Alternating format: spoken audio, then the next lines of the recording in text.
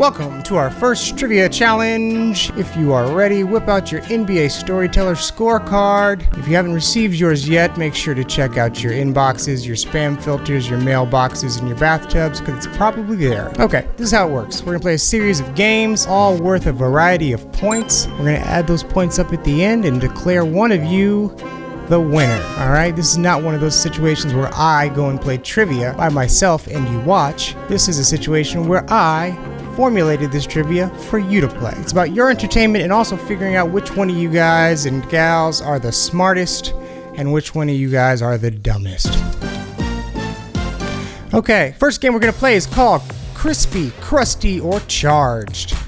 What we're going to do here is show you three players, and you are going to try and figure out who is the proud owner of a fast food chain, and that it would be Crispy. Which player is a typical crusty, salty ex-player who proclaims this era to be soft? And the obvious one, which player has been charged with a crime, rightly or wrongly? Okay, first up, we have three. Here they come. First player we have is Chris Gatling, a retired player who played for many NBA teams from 91 to 2002, most notably for the Golden State Warriors. He even played for a national team in 1990, believe it or not. Chris Gatling, known for getting dunked on. He's featured in many all-time great highlights as the face of the in-your-face dunk. Next, we have Junior Bridgman, a 6'5" guard who was drafted by the Los Angeles Lakers and was immediately traded to the Milwaukee Bucks for a series of players, including Kareem Abdul-Jabbar. So he was one of the others in what was known as the biggest trade in the NBA at that point. And then we have Gary Payton. Gary Dwayne Payton, middle name there. Nicknamed the Glove. He played for the Seattle Supersonics back when they had a killer team. He took the Seattle Supersonics to the finals where they lost to the Bulls in 6 games. They actually came back from a 3-0 deficit to make it 3-2. That was almost embarrassing for Jordan and the crew. All right, here we go. Now go ahead and make your picks. Which player is Crispy? Which player is Crusty? And which player has been charged? Okay, here's our answers. First off, the player that is Crispy, the player that owns a fast food franchise is Junior Bridgman. Junior actually owns 196 Wendy's franchises in addition to owning over 100 Chili's, mostly in and around the St. Louis area. Good for you. All right, which player is Crusty? Well, all three of these players are old. There's only one that is publicly crusty, and that is Gary Payton. In a tweet in 2016, Gary Payton said, "I could never play in this soft era. All my contract money would go towards fines. LOL. Here's Gary Payton. Crusty Gary Payton. Gary Payton is now involved in the Big 3 League. Let's see how long that crusty ass can survive in there without breaking his hip. Finally, the remaining category is charged. Which one of these players has been charged with a crime? That would be, obviously, Chris Gatling. Known for his headband, he also was known as a kingpin of fraudulent credit card purchases. Next in our Crispy, Crusty, or Charged challenge, we've got Jamal Mashburn. We're gonna rush through this one a little bit more here. We've got Chauncey Billups, and to round out the crew, we've got Olden Polynice. All right, let's go ahead and line these up here. Which one do you think is Crusty, Crispy, or Charged? All right, you locked your answers in? Let's go with it. The player that is Crispy, the player that owns a fast food franchise is... This is a little bit of a trick question, you see? Yes, you are right. The Chancellor did own 30 St. Louis area Wendy's, but in 2016 he sold his franchise to, yes, you got it, he sold it to the great Junior Bridgman. That is a trick question because Chauncey is actually the crusty player. On ABC and ESPN has stated that in this current era, the players are soft. Soft. What's with this word soft? Why is soft the word? And if Chauncey Billups is not the franchise owner, then who is? That would be Jamal Mashburn. Jamal Mashburn made a reported $75 million during his career, but he would not settle. Jamal owns 34 Outback Steakhouses and 37 Papa John's. All right, and we are left with one player who must be the criminal, Old Man Polynice, who was charged with assault with a deadly weapon. All right. Okay, I think I'm ready to be done with this game. Let's move on. Let's move on to a game called Which Cliche Is It? Here's an explanation. What we're going to do is listen to the first portion of a LeBron James post-game cliche, and you are going to try and guess how he ends his statement. For example, if I said it was a tough game, both teams played, you immediately know the last word is hard, as in both teams played hard. Hard and soft. Hard and soft. Okay, let's go on. Let's listen to LeBron. Like a roller coaster. There's ups, there's downs. There's the anticipation of the roller coaster actually taking off, and then the anticipation of the roller coaster actually.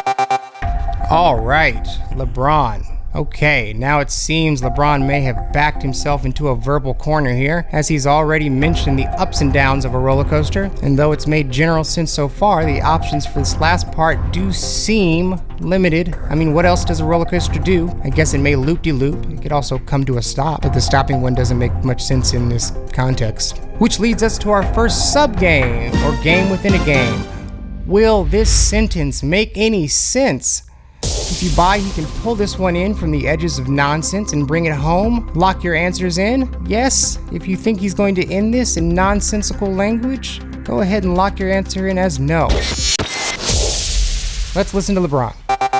Like a roller coaster. There's ups, there's downs. There's the anticipation of the roller coaster actually taking off, and then the anticipation of the roller coaster actually going back, into stealth mode. So. Nope, that doesn't make any sense. So in game number 2, if your answer to game number 1 was stealth mode, and if your answer to game number 2 within game number 2 was no sense, then you are a winner. Give yourself 8 points per circumstance, but -5 if the answer you had were not the correct non-answers. Okay, to a quick one. This is the original Dream Team here. Which 2 players became best friends? This is worth 57 points. Okay, lock your answers in.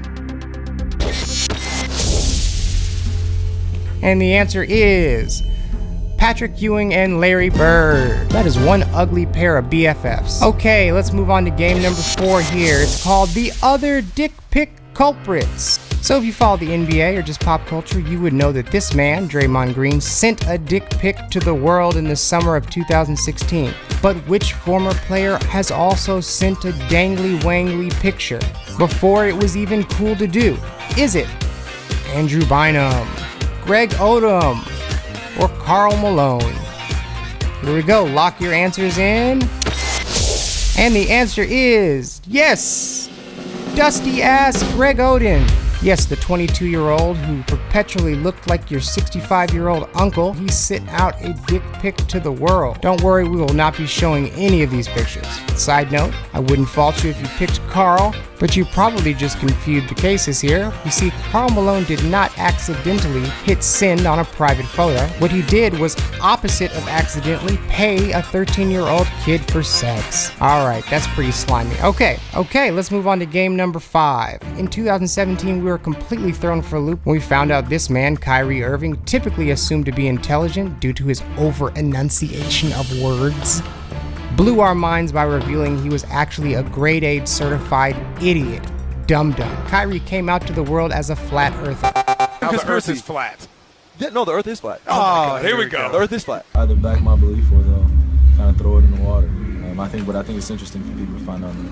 You've seen pictures of the planet, though, right? Like it's a circle. So I've seen a lot of things that that my educational system has said that was real and turned out to be completely fake. Kyrie simply believes our world, Earth, is like a big old dining room table with edges and all.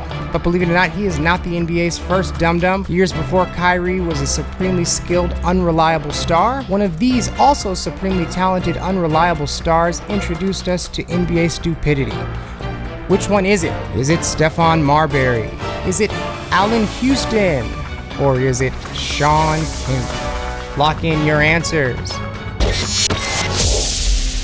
The answer is Stephon Marbury. And here's Stephon Marbury with his similar bewildering belief. Roll it, Scotty. Pass me that Vaseline. Please. Thank you. So look, I got a sore throat, right? So my man, my little brother Hassan, he told me that his grandmother, who's almost 100 years old, told him when you can't get your voice back, take some Vaseline and swallow it.